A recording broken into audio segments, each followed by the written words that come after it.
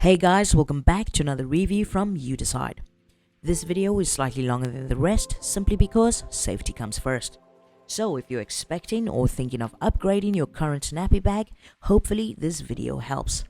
In today's video, we tried and tested the 3-in-1 nappy bag with an extendable folding crib. A few main features to begin with: it's portable and can be used both indoors and outdoors. There's ample storage space for all your baby's accessories as well as yours. It's equipped with frontal insulated pockets to keep your baby's bottle warm, elastic side pockets for any size feeding bottle, and a USB charging port that's visible on the outer layer of this nappy bag as well as the inside where the cable resides. It's water resistant but not waterproof. Lastly, they also come in a variety of colors that are not bland. So far this is sounding like a great product, but it has its downsides. Firstly, the USB cable is great, but it pushes back into the bag if your charging cable is pushed in too hard. I took it apart and it's literally just a two-sided USB cable with no battery installed, so you definitely need a power bank.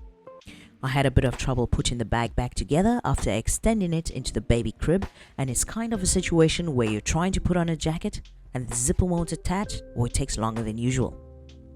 The baby mat is quite thin and you would need an extra blanket to protect your baby's back. Lastly, when the crib is extended, it's not as solid as it looks. So if you're thinking of buying this nappy bag, please, I repeat, do not put it at any height as you risk your baby falling out with the bag.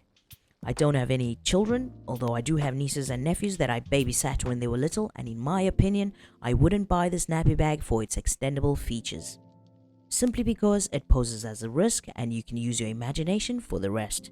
Should you buy it? You decide. Thanks for watching, and if you like what UDCYD has to offer, do subscribe to the channel.